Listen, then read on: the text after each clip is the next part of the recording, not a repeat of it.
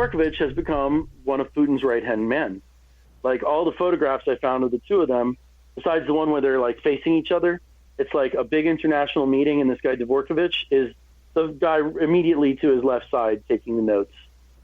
So, I mean, right there is a much bigger tie between Uranium One and the Trump campaign than they ever found in years of research. It's just that they took that and they said, well, we're going to sneak these factual reports that a uranium deal happened. Sounds good, right? Makes people think things, you know, fires the imagination. They snuck it into the New York Times. But even they all admit there's just no there. Like, with all the facts you have, there's no connection. And it's tough to determine, hey, when's there a connection, when's there not? But you have to follow the money. And the fact is, there's no money trail there to speak of that's, like, reasonably, you know, beneficial. And when somebody says, the Clinton Foundation, we have to scream about that. Like, outside auditors have shown that they spent 90% of their money on actual service, like AIDS medication for people. Contrast that to the Trump Foundation, which spent hundreds of thousands of dollars on Trump's, political career. They bought $20,000 portraits of Trump. They charged children's cancer charities money. I mean, just all sorts of crazy things with the Trump Foundation. So, you know, you look at the balance of it, right? You want to say, look, I'm looking at all the facts. On the one side, we have a lot of facts, but there's no obvious beneficiary. There's no motive. In fact, there's major disincentives for these people to do this stuff. And there was literally no benefit taken. None. On the other hand, the Republicans have known the head of Rosatom through their convicted ex-felon lobbyist Jack Abramoff since 1998. How do I know? Well, I found the photographer who has the pictures from 1998. I've got the agenda from when the now former head of Rosatom, who got magically and unexpectedly promoted to being the first chief of staff of Putin's administration, his name is Sergei Kiryenko. He was a very good friend with the Republican Party starting in the late 90s. And then the Russian currency got devalued. Russians sent $1 million payment, which they offered in cash to Tom DeLay in 1998. He switched his vote. The IMF gave them money. And that sealed the relationship. And that was another Russian oil company called Naftasib. And Abramoff, as we all know, was eventually convicted for a bunch of other crimes. In 2005, DeLay was booted from office, charged with money laundering, convicted, and, you know, his conviction was overturned upon appeal. But, you know, several other Republican congressmen were convicted and lost their offices in the Abramoff scandal. And Jack Abramoff is back, too. And he was a close friend with Rohrabacher. And you see how these connections kind of like Abramoff is back, DeLay is back, Sergei Kiryenko is magically back. And let me just tell you, Rosatom is the company that bought the chunk of Uranium One, okay? But why is it they always talk about Uranium One and never about Rosatom? Well, maybe they don't want to point out that Rosatom hired General Flynn and sent him on a bunch of secret missions to do a $100 billion deal with the Saudis and to make a Saudi-U.S.-Russian nuclear pact, which anybody who anybody who understands geopolitics should know that would never, ever happen in 2015 because of the sanctions, the Crimea, Ukraine, and all that stuff. I mean, for God's sake, Putin gave equipment to a bunch of rebels who shot down a commercial airliner. We're talking about people's lives being ended in these conflicts. So this is not like something that people in our, you know, political classes are really taking lightly. It's very, very serious. And Flynn went on that mission. He hid it from everybody. He lied about it. You know, he's going to lose his pension over it, probably his freedom. And that was all conducted on behest of Rosatom. Well, there's no doubt by now Flynn's making a deal. The former head, like, unexpectedly. I mean, I've got the article saying that this is a big surprise. It's like, you know, they exhumed him. Well, again, why is it that all the talk is about Uranium One? None of it is about Rosatom, the buyer of that stake in Uranium One. That's why. It's just a shell game. Don't let them distract you. You know, they point to what's going on. Well, that may not be the reason why, you know, that's so important. And that's just how it is sometimes. Let me ask you a question, though. Backing up to the Steele dossier again, You don't believe that the entire compensation for that was just $165,000. That's just the contribution from the... Yeah. I know. Believe me, man, I wish people paid more for research projects, but that's in line with what I understand people pay for a research project. I mean, $168,000 is a lot of money to make phone calls and write a report. Okay, if you gave me $168,000 for 35 pages of writing, I'd be happy. Would you? Well, but it wasn't just it was months though. For those memos to be returned. Well, they were compiled over months, but that doesn't mean he was actually doing anything for months. You know what I'm saying? Yeah, but then it's also the value of his contacts. You know. Yeah, I mean, all I'm saying is that's in line with what people pay for things. I mean, you have to realize, like, these people have these contacts anyway. It's not like he had to go out and like find people to make this dossier. Like, this is this guy's world. This is the little pool that he swims in. Yeah. So when you say, hey, I want to swim in the pool with you, like, he goes, okay, here's what it is. Now, actually, the Fusion GPS company is the only group that anybody knew was being hired. Remember that, And just so you understand how that was all done, they hired a law firm. The DNC hired a law firm.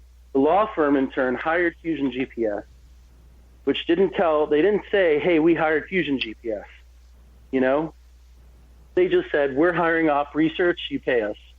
They said, okay, And the whole reason is to, isolate the information from the, like basically to say, look, we don't want to politicize the source, even though this is political information, and to also, use the attorney-client privilege to shield it from discovery and all these other things. Right. I mean, you want to hide your sources and methods. It's just normal in pretty much any business. You don't want to publicize because then other people can go follow you, and do the same thing. And you don't want to give away, your secret sauce there. So, I mean, this is a situation where, an American company was hired by an American law firm, and they turned in turn to somebody who they believed to be an expert, who happened to be the person who cracked open the FIFA case for the FBI, okay, which happens to involve what two nations? Russia and Qatar, who both very unexpectedly landed a pair of World Cups.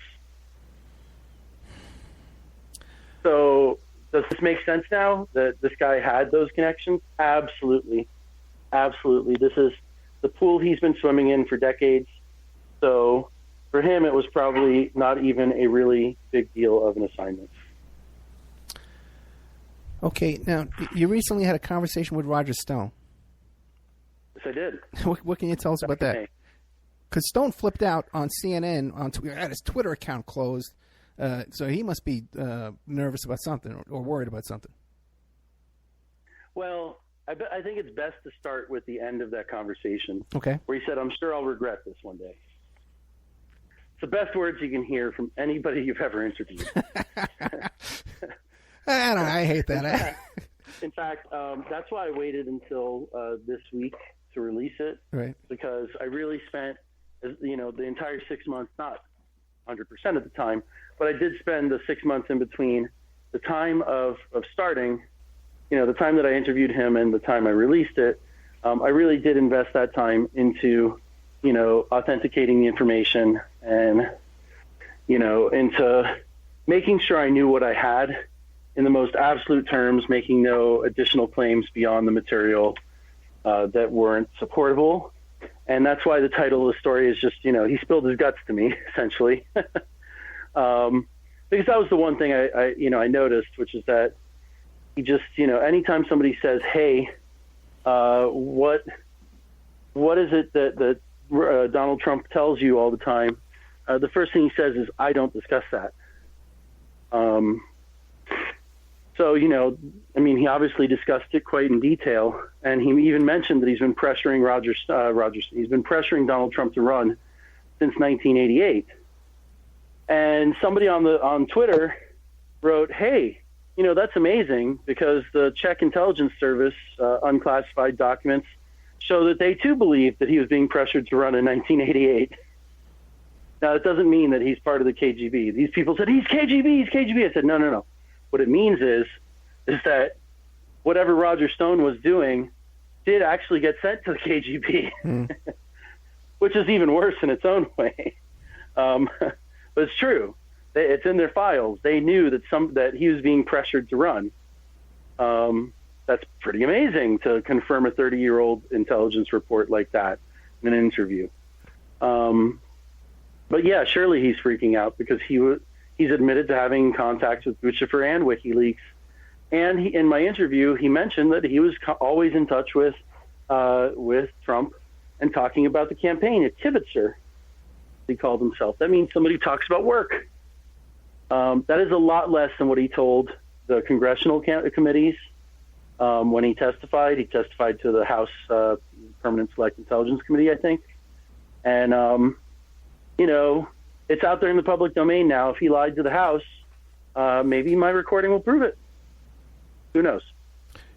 Now, did he know? Was this a live interview on the air, or I know it's recorded because there's an audio clip on your website. Well, if you actually look at the SoundCloud, I posted a picture of me interviewing him in person. This was an in-person interview after he did a live radio event for the iHeartRadio network. It was a national event, and I was invited to the studios just participate in the live event. And I didn't actually get my chance to ask him a question, so afterwards I spoke with him for about 6 minutes. And just for anybody who wants to listen to that, it's right at the top of thesternfacts.com. That interview is about 6 minutes long, and the rest of it focuses on his Stop the Steal PAC. He purportedly made a exit polling operation. And if you listen to the interview, you'll notice one thing about it. He doesn't want to say a goddamn thing about his exit polling operation. I mean, I asked him, how many people did you employ?